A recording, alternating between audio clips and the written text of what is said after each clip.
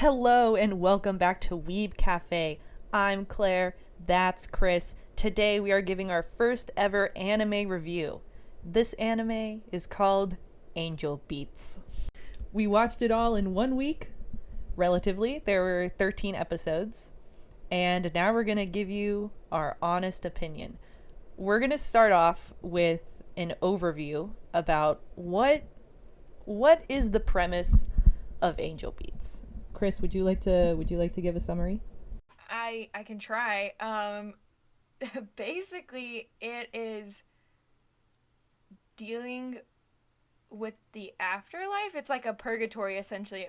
A lot of people, I guess teenagers, have died, and they're in this like weird school setting of the afterlife. And then there's a group of them who decide they want to just fuck shit up, basically. I don't know, it's really fucking weird, and I was really confused for like half of the anime anyways. Yep. That's basically it. That's all you need to know, that and that there's a lot of pain. So much pain. Oh my god. Wow. I've heard about this anime before from several people, and I was always told that the ending hurts. But goddamn, it really hurts. They really said pain. Because the first, a good, like, half of the anime, half of the season goes by, and you're like, okay, you know what? I'm on board. Nothing, like, really that sad happens, and you're just like, I'm into it. And then, oh, man. It's very comedic, too. Like, the first half of it is super comedic, and they kind of sprinkle in past trauma, but other than that, like, it's really comedic. And then you hit the halfway point, and it's like, no more funny business, fuck you. Yeah, it was episode 10 was when I literally cried. I was in the parking lot on my break at work, and I was just sobbing. I told you that episode was gonna wreck you. You told me, and I was just like, nah, I can handle it. I couldn't handle it. So, who's your favorite character, Kris, out of everyone? Oh god. Low key like Hinata, but also Yuri, the little pink-haired girl, got me too. But I think that's partially because she really reminds me of my girlfriend. Oh. Or not Yuri, Yui. Yui is her name. She reminds me of Julitza. And it's Julitza's brand also, so I was like, oh fuck. Julissa could totally voice Yui. Oh my god, she would have so much fun. I also really like Hinata, because he's cool. But Otonashi got my heart. He got me. Oh, baby. And also Kanade, or Angel, like, Oh, yeah. but only at the end. At the end! At the end! Only the last couple episodes, I was like, shit. Okay, so overall, non-spoilers, what did you think of the anime? I liked it. I don't think I'm ever going to watch it again. It was nice, but it's not something I'm going to be like, I'm having a bad day. Let me go watch Angel Beats. I don't think it's something that I'll ever really come back to, but it did leave a very good impression because they built the world up like so quickly. Like in the first episode, you really just kind of understand what this is, and they developed on it. So they pushed forward and they added more and more stuff as the anime went on, and none of it was very outlandish until the very end, and they kind of lost me at the end, which is something we'll talk about, but that's kind of a spoiler. But they really built it up, and I really believed that the world was pretty structured, and I really do appreciate that in an anime. And it didn't really feel like anything was super rushed or weird. Well, there's that one plot thing at the end, but like other than that, the first half of the anime was very solid, and they didn't make it feel like they were just throwing things at you because they wanted to. Like everything they incorporated had a bigger meaning to the bigger picture of the show. I mean, I agree with you. I overall really liked it. Probably won't watch it again because that shit hurt, but I did like it, and I can see why a lot of people like it as well. Okay, here, let's, so you took some notes. Go through your notes. Like, read them out loud? Yeah. Maybe spoilers. I don't know. I'm just gonna say, maybe just don't listen to this. Like, cut out of the podcast now if you haven't watched Angel Beats and you don't want to be spoiled. Because some of these are probably gonna be spoilers. So my first note says, what the fuck is this anime? War in the Afterlife. Kyo, what are you doing in this anime? Blue hair, glasses, my type with the hard eyes emoji. Someone get this man some clothes, please. School rock band. The one kid speaking in English. Oh my god, yes. Damn, these traps really picking them off one by one, LMAO. Yuri's backstory, ouch, just ouch. This shit is wild, like white even. The replay of everybody hitting the ceiling. This show really knows how to make you laugh and then delivers a gut punch. Goddamn Otonoshi's backstory. A place for souls to enjoy their youth. Honestly, the meaning behind this afterlife is beautiful. Yuri and Hinata, I'm crying. Fuck this anime for messing with my emotions this so much. There's no way Angel is human. Their little graduation ceremony. Goddamn this show with its sad happy ending. The ending scene after the credits, they better just have ended up together in the next life. Seriously, that was some Darling in the Franxx shit, how they ended it. Have you seen Darling in the Franxx? I've seen part of an episode and I was like, nah fam. It ended very much like Darling in the Franxx to me. Although I've heard like the second half of Darling in the Franxx sucks ass. Oh, it does, because it makes no sense. Okay, see, that's another reason why I will never watch it. It doesn't make any sense. It's very cute, it's adorable, it gets weird, and then it doesn't make any sense. Alright, so what do your notes say? I'm intrigued. Alright, my notes, I'm not going to read all of them because they were pretty long, but you die and you're stuck in high school. That's my actual nightmare. Is this guy just straight up American? And then I got some quotes from the English guy where it's just, I'll give you a little kiss. And now kiss you. This is some Indiana Jones shit. Feeling some gay vibes from blue-haired guy. Hinata. What the fuck is this? Oh, so the American guy can speak Japanese. Damn, Yuri Pink Girl got a lot of trauma. I didn't know Wolverine was in this anime. I don't know who I'm talking about. I think you're talking about Angel with her claw things. Yeah, that thing. Oh, so this was from episode 3. Was that a Castle in the Sky reference? Was that a Howl's Moving Castle reference? What reference are you referring to? They had there was like a kind of like a dream sequence, or like how they were imagining like the layer, and it was one where there was like this castle that was on a cloud, and it looked like the thing from Castle in the Sky. And then there was another thing where it said it was talking about Angel's lair, and it had just the moving castle from Howl's Moving Castle. I don't remember that. Yeah. English guy reminds me of a Viner.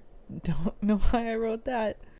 He gave me Kaminari vibes, I'm not even gonna lie. Yes. Oh my god, Euros. Wow. Pink girl weird. I'm talking about Yui. She reminds me of that girl in high school who would steal a boy's hat and wear it around. Why you gotta come for me like that, okay? Yeah. Why you gotta come for me like that? Oh my god. Okay, so episode 5 is the one where they're taking the test. And I said, what the fuck, J. Michael Tatum is ripped. Ugh! Yes! If there's a character that has dark hair and has glasses, his name is forever just J. Michael Tatum. To me. If he has dark hair and glasses, he's just my type. Except for Uryu and Bleach, apparently he's not my type. But he's grown on me. Takamatsu is his actual name. Not me simping for the new president, Naoi, Ayato Naoi. He kind of reminds me of Sasuke. Oh my god, stop! Jesus Christ, that's a sad-ass childhood, very Sasuke. Stop! And then I love Otonashi. He is best boy, my favorite character. Is there going to be a love triangle with Naoi now? Between Naoi and then Hinata and then Otonashi? Because both of those guys were on his dick. Naoi really went from villain to simp real quick. Oh my god, I'm so sorry. This show really said trauma. How are they going to switch from pain to a nice fishing trip with a title card? And then I think I'm talking about Oronashi in Kanade, Angel. And I said, that's cute, heterosexual, but it's cute nonetheless. Heterosexual, but it's cute nonetheless. I'm screaming. And then I was like, what the fuck? Because Angel went, like, it was evil Angel for a second there. So I was like, wait, what? And then, this is all in caps. What has this anime turned into? This is so dark. Motherfucker, he just died as they were rescued. It's his backstory. I knew that was gonna happen. I was like, they're gonna break through when he dies. LOL, the game is now let's unlock our friend's trauma. Angel's growing on me. Okay, I'm not heartless. The wrestling thing was very wholesome and cute. Wow, I got sad. I'm crying in the parking lot right now. That really said my type of stuff that would make me cry, which is just people accepting that you love them. The random English words make me very uncomfortable. Because they don't make sense to the situation either. They really don't. All right, and then it's just pain. I didn't even take notes the last episode, just because I was just like, but basically the ending was adorable. It was adorable, and then it was sad, and then it was just pain, and then you're just like, is this it? Yes, that's all you get. Let's talk about some of the questions that we have. So the one question I have that was never answered, and I'm still fucking confused. They are convinced that Kanede is an angel. Until the very end, and then they realize she has a soul. But if she is technically a trapped soul, then why is she able to do these powers and things and nobody else is? Is it maybe just because she's been there for so long? I don't know. Because she doesn't necessarily act like everybody else acts either. Yeah, but she's also kind of weird because she has Otonashi's heart for some reason. That explains he was the donor for her. What? In the end. Did you miss that? That was the whole last scene before she disappeared. Well, no, I got that, but I didn't put two and two together. He just said, "Oh, I have your heart," or she said, "Oh, I have your heart." No, she physically got his heart after he died. Okay, but that means, then how was she there before him? See, that's what I was wondering. I don't think this particular afterworld sits on a linear timeline. Oh. Everybody can come from any time period and end up there. Because obviously he died before she did. But she was already there before he was. So maybe it just took longer for his soul and transport to get there. I don't know. That's true, because he went through something where all of his memories were forgotten for a hot second. Normally that's because of head trauma, is what somebody said. But then they mentioned something else. There's like something else that can cause that to happen. And maybe it's because part of him was donated to another person. Maybe that plays into why he didn't have his memories in the beginning. Like, I have a question that kind of fits with yours. And who the fuck is the programmer? Who's the programmer? And how... Because maybe Kanade was chosen? Because they can program anything. Because they can program the NPCs to turn into those shadow things. So, who's the programmer? I.e., is the programmer actually God? And why did he choose Kanade to be the angel? And who on earth... who is the guy? Who is the guy who was in the computer room with Yuri? I don't know. I was so confused. Literally, his name on the wiki page is the AI.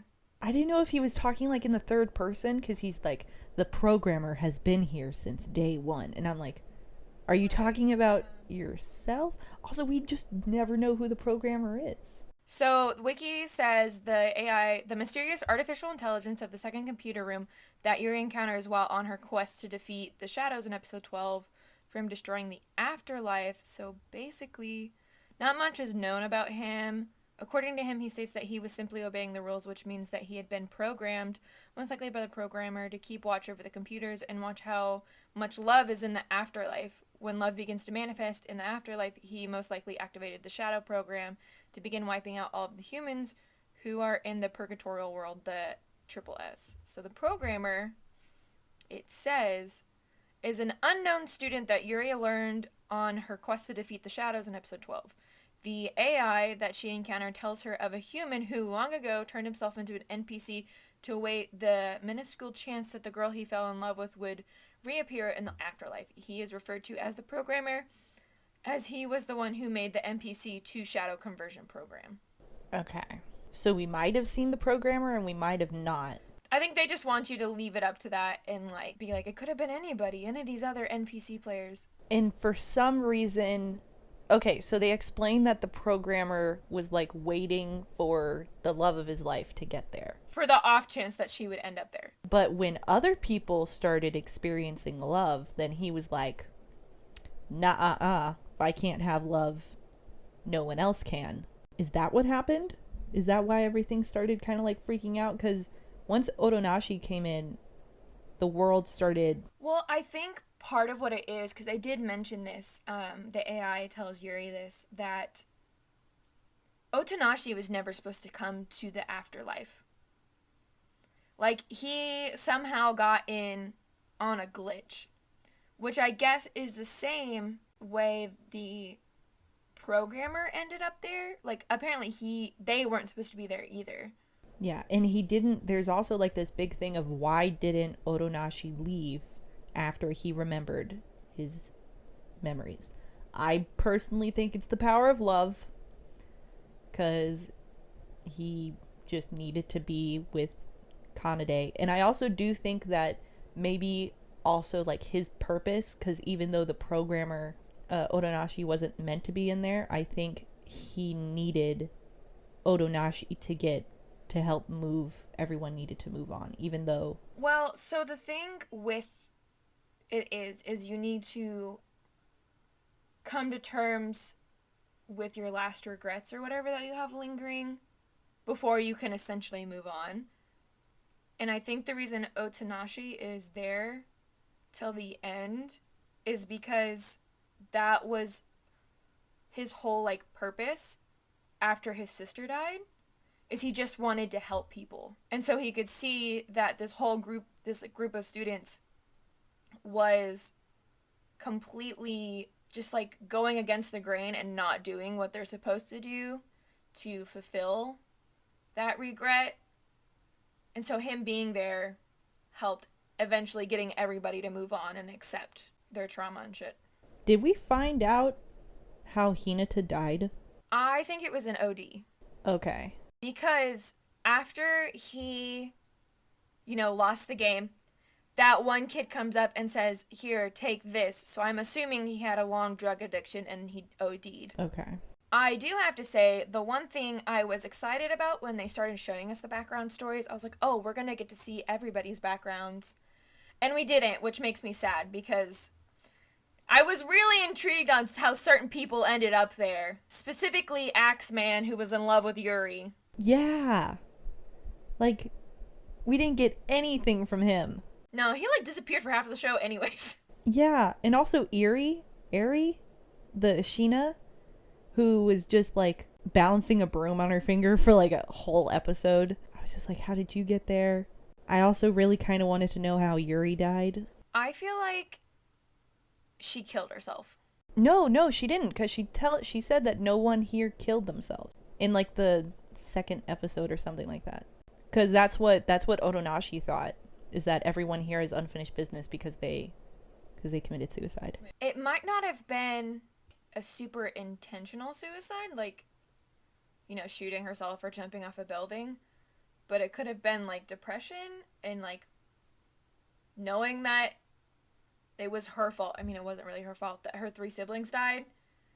Not eating, not sleeping, because that takes wear and tear on your body.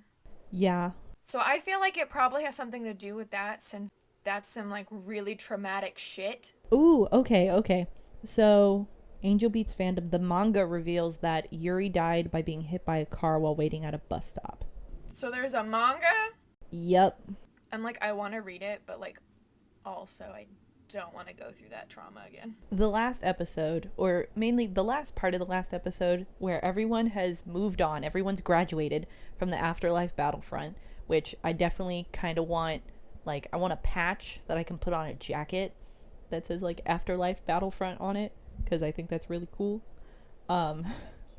And, but, so everyone's graduated except for Otonashi and Kanade, and she's telling him that she has his heart, which now that you have pointed it out to me, that makes a lot more sense. I thought it was a metaphor thing, which is why they're connected.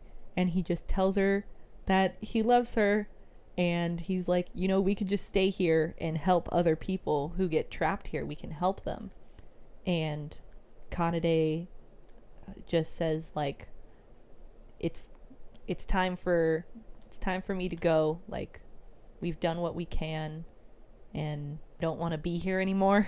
She also doesn't say it back because, which irks me. I hate it when that happens. She's like, if I tell you how I feel, I'll disappear. But she disappears anyway without saying it.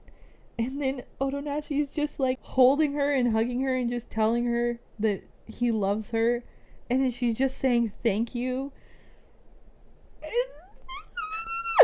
And then she disappears, and Otonashi, and it ends with Otonashi just crying to himself, and that just ends.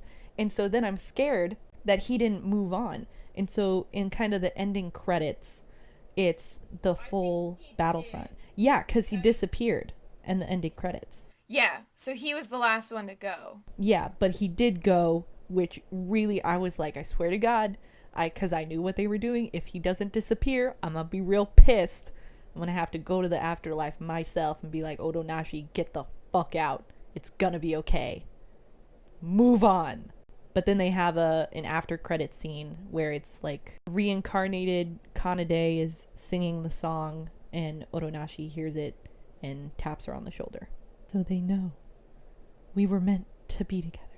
It was sad. Here's the only thing that I didn't really put them together as a couple until the end was because I thought she was a replacement for his sister. I thought he was doing all this to save her the way that he couldn't save his sister. Which is why I was like, this isn't gonna turn romantic. I don't hate that it turned romantic. I think it's cute. But I didn't guess it. If anything, I kind of thought that Yuri and Otonashi would have been kind of a thing. I thought so too, but then I was like, I don't think there's really going to be any like romance in this show. I mean, there kind of is, but it's not like heavily dealt on in the show. Yeah, it's not. And it's not like Otonashi says at the end of at the end of one of the episodes where he's like, Kanade, I want to be with you. And then I was like, huh? I was like, okay. It was cute. It was fine. I didn't overly hate it. They didn't really shove it in your face, which I feel like a lot of animes kind of do, to be like, these two characters are meant to be together. Look, we're going to show them holding hands and making out. So I do have to say, like, I did put this in my notes that I loved how... I should just be in love. I like how this anime, like, lures you into, like, a false sense of security. Because there's, like, all this humor building up within, like, the first 6 episodes. And they, like, kind of sprinkle, like, trauma in there. But mostly it's, like, a bunch of humor. Like, Otonashi keeps asking Hinata if he's gay because Hinata keeps hitting on him. And then you've got Yui, who's just, like, a crackhead doing whatever she does. Yep. But then, like, they still hit you with, like, Yuri's backstory, Hinata's backstory, and then you finally, like, later on get Yui's backstory, which, bro, that shit hurt. It hurt so bad, and then Hinata comes out of nowhere and says he'll marry her, and then it does the dream sequence of, like, how they would have met, and, like, I lost it. I was like, why you gotta make me feel something for this bitch I now? know. It was like they really did the anime did its best to make you be like, "Ugh, this bitch is so annoying. Like, get out of here." And then they made her a person, and it's just she's just living her life because she couldn't live it before. Yeah, I was gonna say, like, if you think about it, once you get that backstory that she was paralyzed her whole life, you understand why she is the way she is because she didn't have any friends. She, like, never went outside. She lived with her single mother who had to take care of her. So now being independent and, like, actually being able to, like, walk and, like, do stuff, like, and be loud and, like, be around other people. She didn't have that her whole life. So, like, also she doesn't necessarily know how to act around people either. Yeah. Her whole personality is based off of the stuff that she watched in TV when she was alive. God, I was bawling my eyes out. Oronashi's backstory was so sad. So Otonashi was in a train accident or a subway accident where the subway was caved in on both sides, and him and maybe like 10 other people were stranded um, inside of a subway tunnel.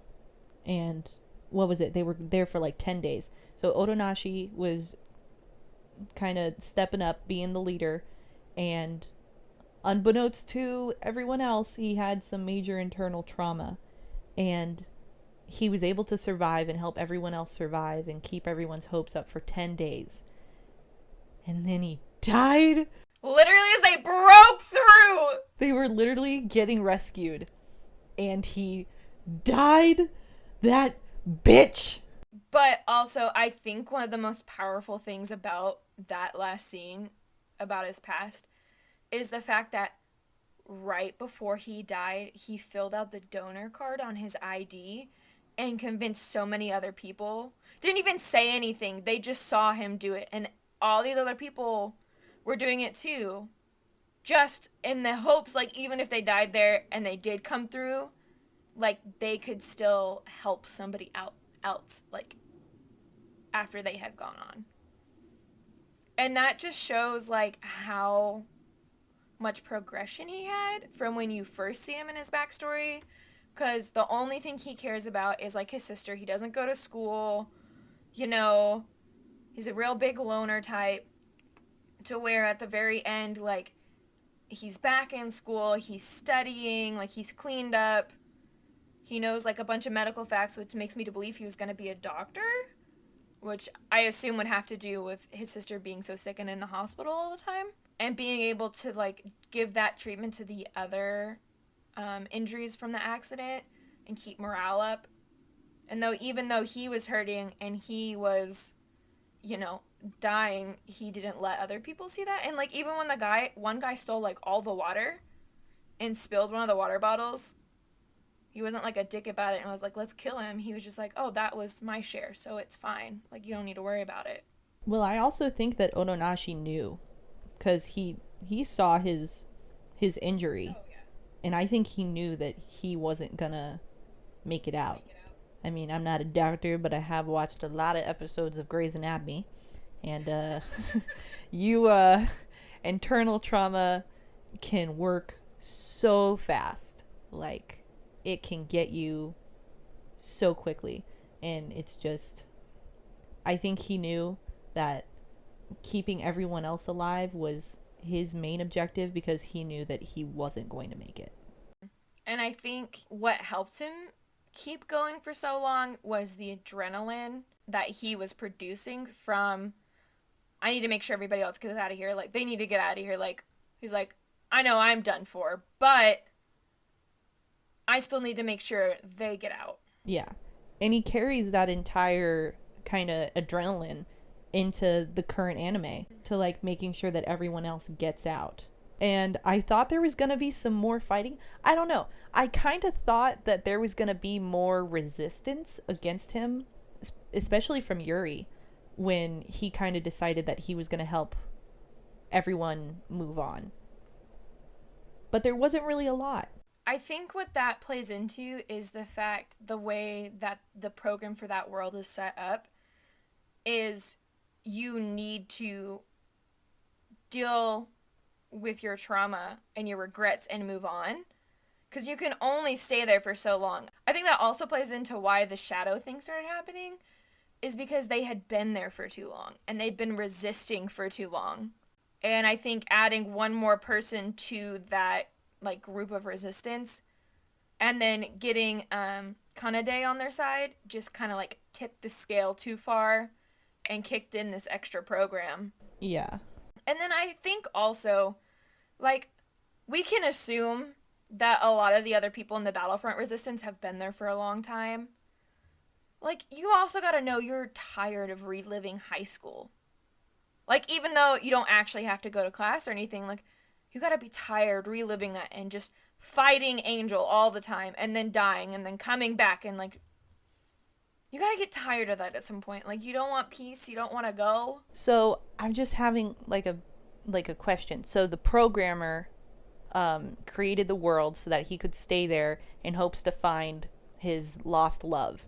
But he also created the Angel player, is how Angel has her abilities. So the purpose of which was to get people to move on. So it's kind of weird in that the world is set up. The programmer created the world and yet does not want people. I think it's like this was never supposed to be a permanent thing. Like, the purpose of the world is for you to live out the thing that you wanted to do. And once you do it, you get out. You move on. And I think that the reason like Angel was created to really help that, because they go a little bit into Kanade's backstory, but backstory meaning like when she was in the world, when she first started getting like her abilities and how all of her friends kept on disappearing, which makes me think that Kanade didn't always have the angel powers. I think she might have been there a while before maybe the programmer saw like, okay, hey, I'm going to pick this girl and I'm going to give her powers so that when people side with her, then they can move on. So I think that when like she was chosen by the programmer to do that. But that's just my theory. Could be wrong though. I don't know. I don't know. I just know everybody who died was young, and the world is set up to be able to like live out like a normal like high school experience, because a lot of them didn't get to do that growing up. And like through living that like normal high school experience, they were supposed to like find their reconciliation with themselves and move on. Because like that's what happens with Owasawa, is like, you know, all she wanted to do was to be a musician before she died. And she got to live that out by doing the distraction method. But like also like at the very end of her last set, she plays with the acoustic guitar, and that's all she ever wanted to do, and all she did was sing her song that was just her. So I found a theory. Okay. What's the theory you found? So I found someone about how did Kanade die. So it is actually confirmed because she did actually get Oronashi's heart after he died. But she, like, even though she survived a bit with Oronashi's heart, it failed to support her. And so she still died because of a failed heart. But it's not confirmed. It's not said in the manga or anything like that. I would assume probably. Yeah. Okay, so there's like a little fact sheet on the wiki page for her that it says there is continuity in Kanade's existence. Otonoshi's heart was transplanted into her so she would have been alive when he was dead, yet Kanade was already in the afterlife after Otonoshi. It might be that Otonoshi's soul was wandering around and it eventually ended up in the afterlife, which may explain the huge time gap. Some fans have theorized that Kanade's lingering feelings to thank her heart donor is what brought Otonoshi to the world, even though Otonoshi had lived a full life prior to his death. Ah. That would make sense if she was the reason he somehow ended up there. Yeah. Because I don't think Kanade could have moved on if Otonashi wasn't there. Well, we know all of them wouldn't have. But he wasn't supposed to be there in the first place, so was it really a glitch, or did the programmer put him in there? Because nothing is an accident. It's a really good anime. I just... Goddamn. God damn, it hurt. We were talking to each other, like texting each other when we first started this, and all of our texts for him were like, what the fuck? What is this? This is so weird. And then we were like, so many crying emojis were sent. So many gifs of crying people. I think my favorite thing was, because I didn't want to text you, because I started it like that day after we recorded our last episode, when we decided this is what we were going to do this week. I started it, and I didn't want to text you and be like, I don't know if she started it yet. But my favorite thing is when I got a text from you that says, so when are we cosplaying Otonashi and Hanada? And I was like, my God, please. Yes. You already have, like, you can use the wig that you use for Kyo for Otonashi. I would want to get a different one. Really? Because his is more of like a pinky orange. That is true. It's like the Mafiu wig I used to have from Given. You cosplay from Given. We don't talk about it because I hated it. There are like no pictures of him. But I sold that wig, but I know what color it is, so I'd want a wig like that. Because that's like the perfect color. So, we both thoroughly enjoyed it, although we do have a few questions, which I think the anime wanted that. It wanted the open ending where you still have questions. Because it's like a slice of life without being a slice of life. Yeah, it's the weirdest non-slice of life anime ever. But it's good, and I would recommend everybody watch it. But it is sad, and you will cry. You will cry, 100%. If you were ever, especially if you were because I didn't like Yui until her final episode, and then I was just like, I feel myself in this character, because all she wanted was for someone to, she wanted someone to say that they'd marry her, but all that she wanted was someone to love her, like, for her. Yeah, I was just like Alright, so we are about out of time this week. Thanks for tuning in and listening to us ramble about Angel Beats. Don't forget to hit us up on Twitter at Weeb Cafe Podcast. You can send us animes you want us to watch or chat with us or whatever. We would greatly appreciate it. And we'll see you next week. Don't know what we're talking about, but we'll figure something out. Who even knows? It's a surprise. Goodbye. Bye.